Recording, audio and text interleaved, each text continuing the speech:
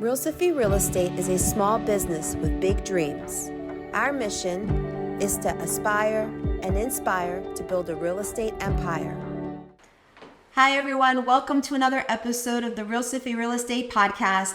My name is Sophia Georges and I'm the broker owner of Realsophy Real Estate. And here we aspire and inspire to build a real estate empire. And we do so by harnessing the power of a team of experts and empowering you with knowledge. So as always, these episodes are built to provide you information to make the best informed decision in your real estate transactions and for your family. So we'll jump right in. I hope you all had a great week. The weather has been wonderful here in New Jersey this week. It's been nice and warm, so a nice change in pace there. So let's talk about the new market stats, the current ones, which we pulled off the Garden State MLS and the NJAR, and these are February numbers, and they have pretty much remained consistent from the previous month of January. So just to break it down for you, new listings are 94, and this is for Somerset County, 94. The average list price is a whopping $750,000, which I thought was astonishing, right? Average sale price, $629,000. Days on the market, 43 days. So that's the amount of time a listing has remained on the market before going under contract. The month's supply is 1.8 months of supply. And the list price on average has been 3% above. Again, that's an average. So you've seen some that are very high and some that fall under. So it really depends on the home. But like we said, it's remained consistent. And what does this continue to tell us? This continues to tell us that this remains to be a seller's market. Inventory remains low. Buyer's demand still remains high, although the interest rates are still high. So, we're talking about speculations with interest rates, which correlates to mortgage rates. There's some news this morning. If you watch the business news, they talk about speculations of when these rates are going to go down, and everybody's sort of waiting on the sidelines, right? I'm going to wait until these go down. But when these interest rates go down, we're always saying that the demand of the buyers will come raging in and the prices of the homes will go up. The speculations were that they were going to do 3 rate cuts this year, 1 in June. Now I'm hearing on the news today it could be September. So you never know. So if you're somebody that's waiting on the sidelines, and I completely get it, right? If you're a seller and you have this low interest rate, low mortgage rate locked in, why would you want to sell, right? Why would you want to sell and get a higher rate? And buyers are being affected by these mortgage rates, but the demand is still so much coming from the buyers that it hasn't really had the effect that the rates were intending to have initially. The rates were intending to ease on the demand and cause more stabilization, but the inventory has not risen at the same rate as the demand has dropped, right? So that's why the prices continue to remain high. Again, if you are trying to ride the wave to see what happens, you're going to miss out, because there are opportunities out there, homes for you, businesses for you, commercial properties for you, that you are missing out on because these prices will go higher. That is what is expected once these rates go down. So advice is consult with us, real estate professionals, and we can guide you in making that best informed decision for yourself. All right, I want to talk today about the NAR settlement a little bit because there has been a lot of questions around it. We recently just had a presentation on this, to enlighten us a little bit as brokers, and I've been studying it. And there's been some clients that had questions about it. Again, wait and see approach. So I wanted to kind of go through it to give you some more information. So you guys have some idea of what's going on, because there's so many rumors out there. But I want to preface it to say this is not legal advice, right? This is advice that's just based on what I've read, what I've studied, what I've heard, And so I just wanted to convey that info to you. But again, it's not legal advice, right? So this settlement agreement was surrounding the discussion of commissions and who pays commissions. Now, it's always been the case where as a listing agent, you go onto a listing appointment, you speak to the seller, you say to the seller, this is my fee to you in percentage, right, for listing your home for sale. And then in consultation with this listing broker, you suggest to them, okay, this is my fee, and I recommend that I, as broker, pay out to the buying agent's side X amount percent. And that was intended to incentivize buyers to come and see your home, right? To get people to come, because the more people that come, the more organically drives up the price of your home. So now we're going to be making some changes as far as mandates go with this form. So there's going to be a buyer agency form that's now going to become mandated. So NAR had a settlement agreement proposal presented to the court. So this is still being reviewed by the court and pending approval, right? But it's expecting to become mandated starting in July. But again, we don't know for sure yet. But we are not waiting here to make this change. We are implementing this change now. I've had a few clients that are looking to sell their home to ask me, well, we want to wait until this becomes effective. Well, you don't have to wait. We are already implementing and using this form.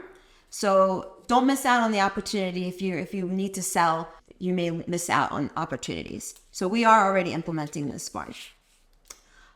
So one of the key things now in this form will be that any cooperative compensation that's going to be offered is going to be off the MLS. It's not going to be entered into the MLS. And it's all going to be done through negotiation and consultation with your real estate expert, right? So the MLS will no longer communicate these offers of compensation, okay? And there's going to be essentially 3 ways that you can offer different types of compensation, okay? So first is to have a fixed fee paid directly by the consumer. So the idea now is if a seller only wants to pay the listing broker, you're going to have this buyer agency form now for that's going to highlight your different options for you. So one will be that the buyer will now be required to pay their buyer's agent commission directly, right? So that's going to be one way. You can still, through consultation as the listing broker, suggest that the commission be split in a certain way to be given to the 8 buyer's agent, like we did the old-fashioned way where you're incentivizing buyers to come. You can still do that. Another option would be to offer a concession from the seller, right? So at closing to do that, so fixed fee, concession, or you can still offer a portion of the listing broker's compensation. But again, this should always be negotiated. It has always been negotiated. And here at Realsophy, this hasn't really changed the way that we've conducted our compensation portion of our discussions here with our clients, because every situation is unique. Every seller has different goals, different motivations, different needs. Same thing with buyers, different motivations, needs. And here at Realsophy, we have always negotiated our commissions based on that approach. I have had listings where, we've had a split compensation, right, based on consultation with the client. I have had listings where rentals, for example, where a landlord client did not pay commissions at all. It came from the buyer only. Again, that was written up in the contract.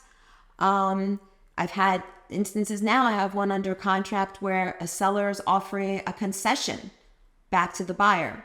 And that all happened prior to this settlement proposal.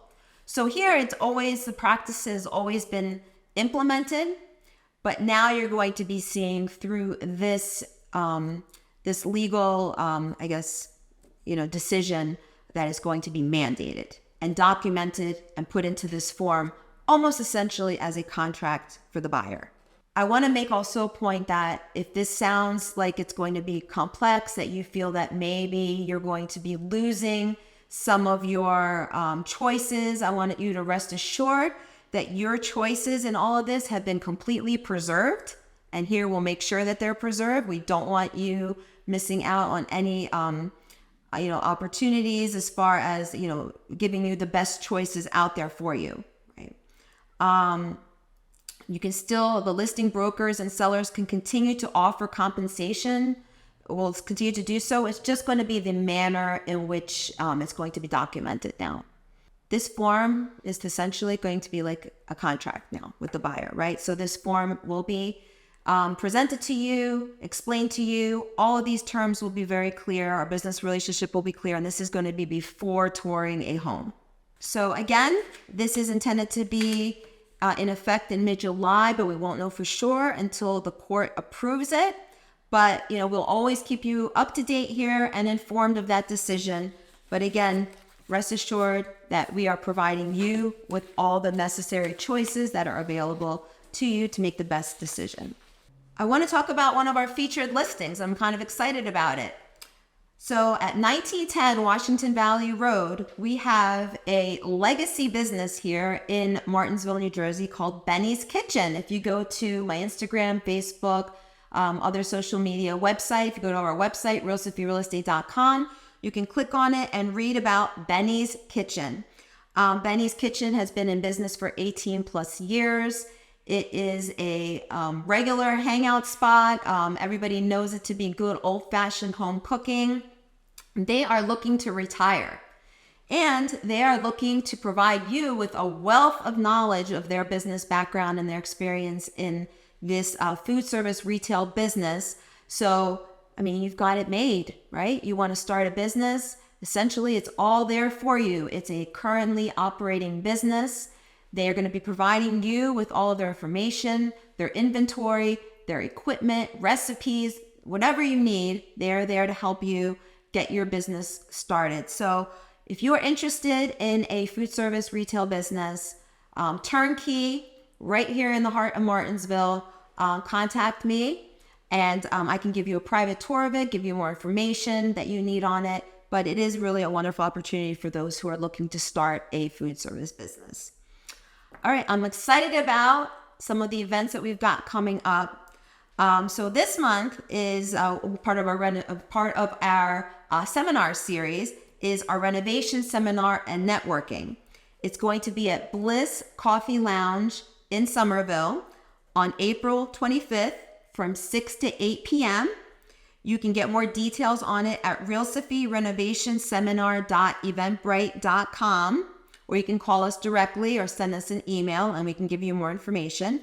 It's a networking event. It's casual. It's interactive.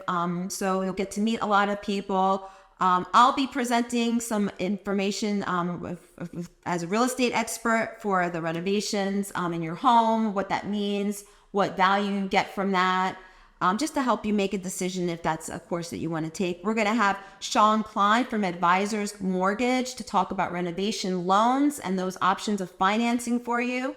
We're going to have Carla Gaeta, who is the owner, and she's also the lead designer of Gemini Design in Chester.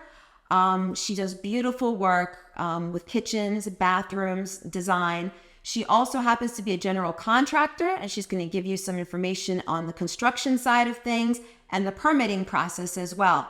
So we've got a great lineup there for you. Again, you'll learn a lot of information, and you get to have some fun. Come and hang out with us and just have a chit chat.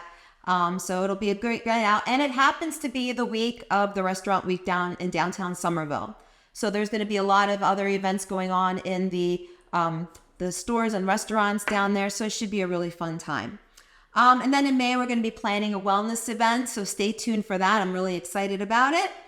I hope today's podcast session, our episode, has provided you with some insight on the current market statistics, on the lawsuit that was going on, the settlement. Actually, I hope it eased some of your apprehensions about it.